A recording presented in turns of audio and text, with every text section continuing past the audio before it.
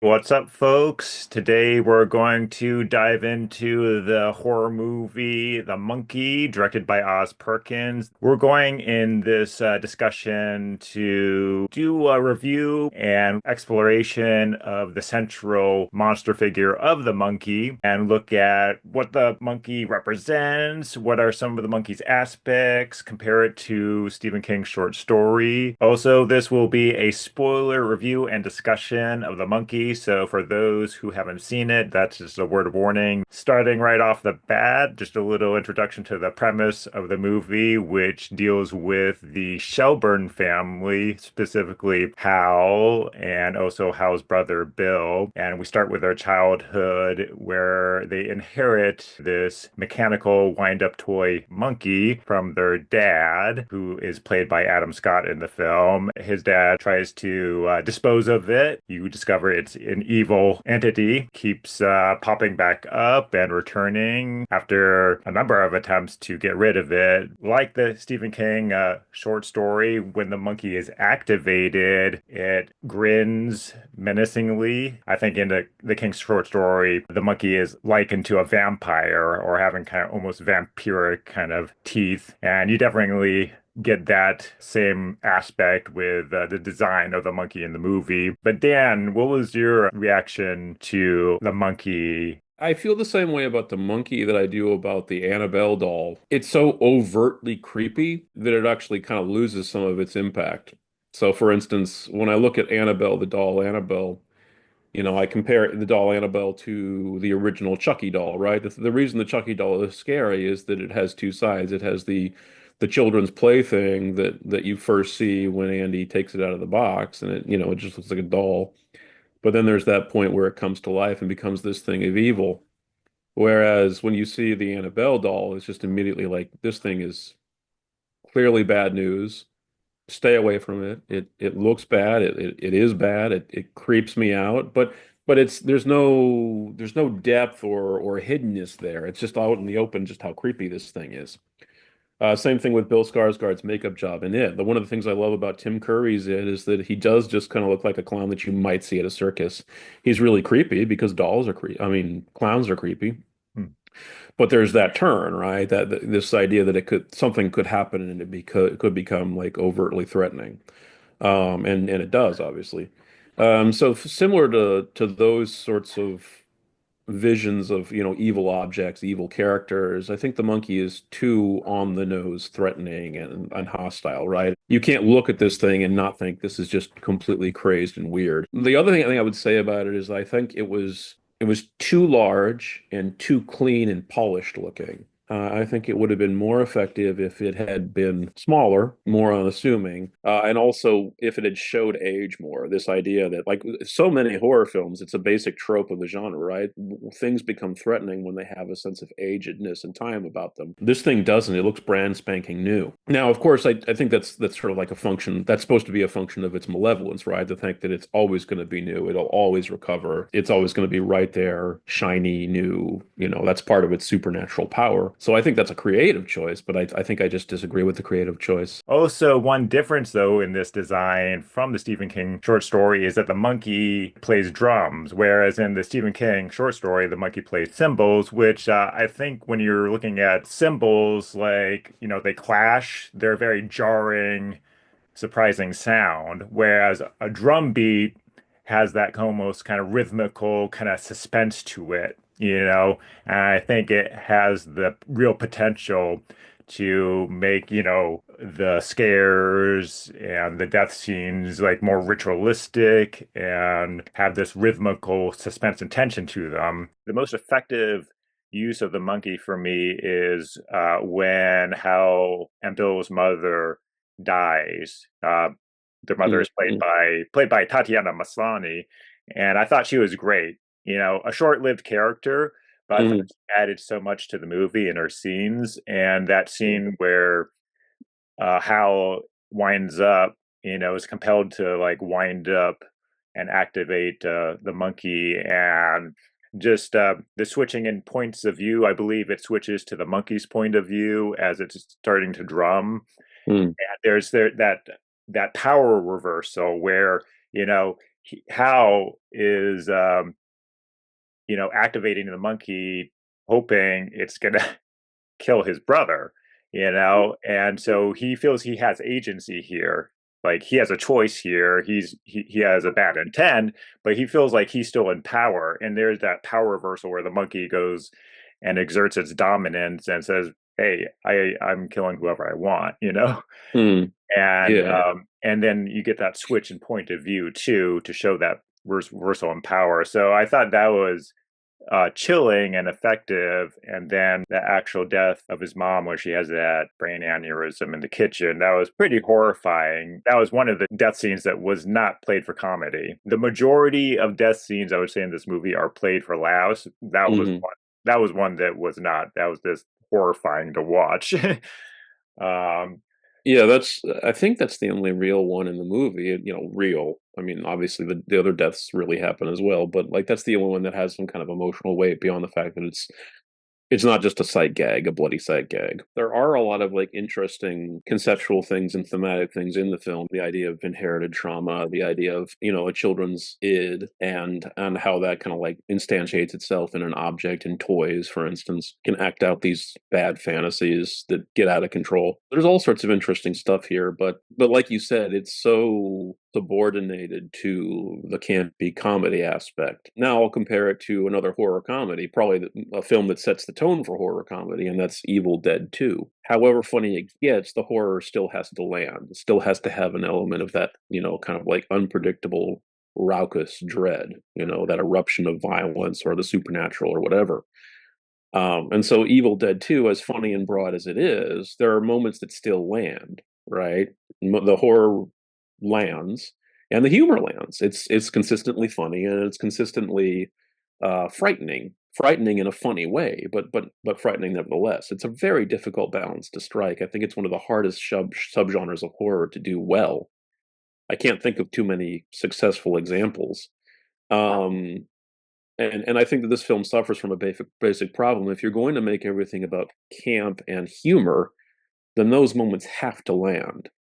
And but at the same time, it's not romantic comedy. It's not another kind of comedy. It's horror comedy. So those moments of horror also have to land. Somehow you have to make them stick, and you have to feel the weight of that. We don't. The film is so light and so campy um, that the horror never lands for me, with the possible exception of the death of the twin boys' mother. And again, back to the scenes with the younger Hal and Bill with their mom. There's a funeral scene. They're leaving the funeral, and their mom says, "Let's go dancing."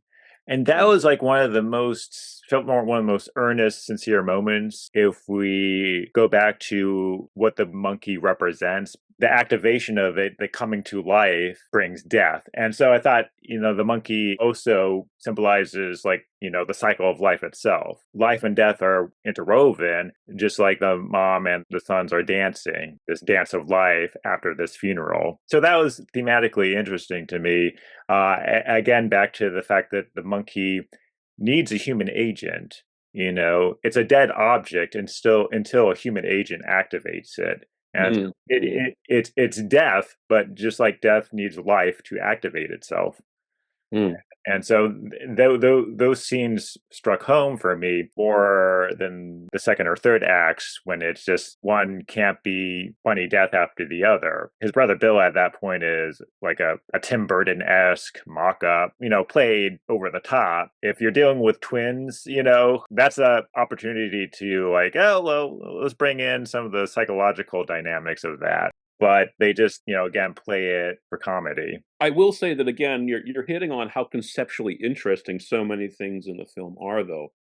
I think it's really interesting that the brothers are twins in this version, right? And that's something that Perkins brought to the script, right? I mean, that's the idea of having Theo James play these dual characters as twin brothers, and having them be kind of like polar opposites in a lot of ways.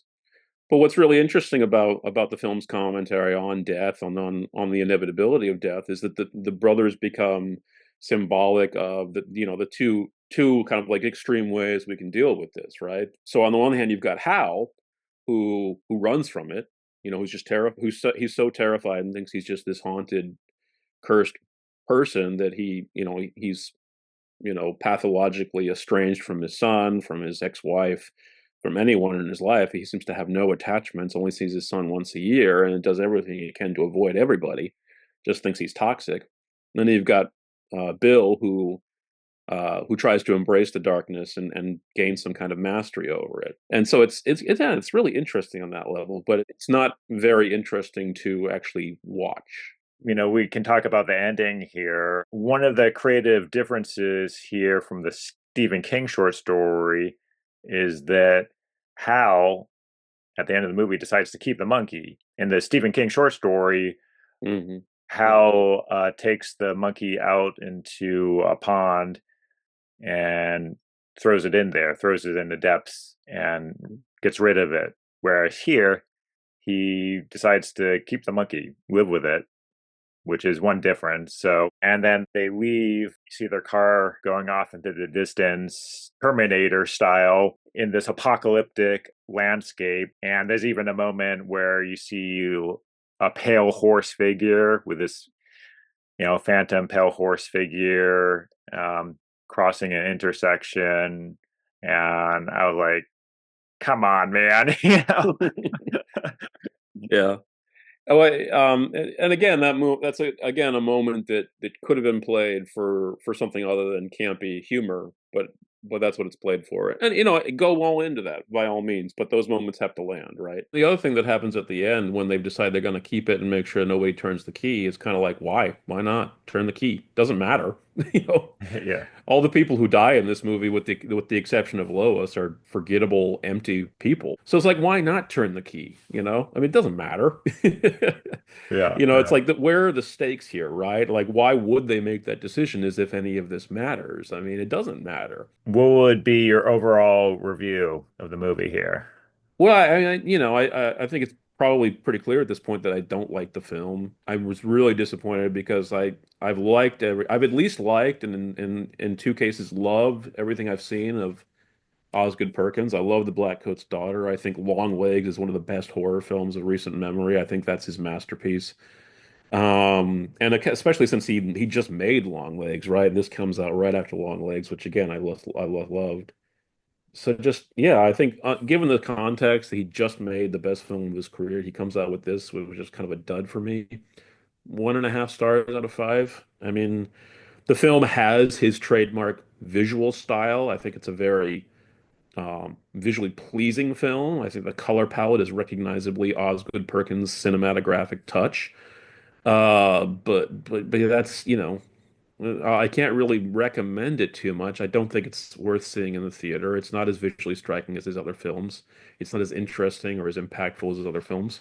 In fact, the best part of it for me was waiting to the end of the credits so that I could see the uh, a, s- a s- a teaser trailer for his next horror film, which looks much more like an Osgood Perkins film to me, of the kind that I'm used to seeing. So his Yeah. film Keeper is coming up, and I want to see that. Yeah. Also, glad you mentioned that. For those of you who watch it in the theaters, stay for the end credits because there's a little Mm, teaser for Perkins' next movie. I would give this a slightly higher rating of 2.5 out of 5 stars. On the level of a horror gag movie, I thought some of the horror gags were pretty funny. I mm, think it was just a problem in tone, and which tone and direction and tone this movie wanted to go with. It didn't come together for me. And there were nice little bits, little gags there that made me chuckle. And mm, then also, the villain of the movie, Bill, was just silly, not threatening, not interesting on any mm, level. mm, And then the wrap up to the last act, where it goes full biblical apocalypse. Why are they bringing Revelation in here in the pale horse? So the monkey represents that now or something, or is bringing on the apocalypse. They just had a lot of like motifs and genre stuff thrown in there with like no weight to them. So yeah, 2.5 stars for me, and definitely I think coming off Long Legs and really loving that movie and finding it pretty effective. This one was a bit of a letdown for me, but I didn't hate it. I enjoyed it in moments, but as as a whole, you know, kind of a disappointment. So we'll see how the next Perkins movie is. It looks interesting. But yeah, those are our thoughts, review and reflections on The Monkey. Let us know if you're going to go see this in the theaters or if you've seen it already. Please share your insights below in the comments. Don't forget to like and subscribe, and we'll look forward to seeing you in the next video here.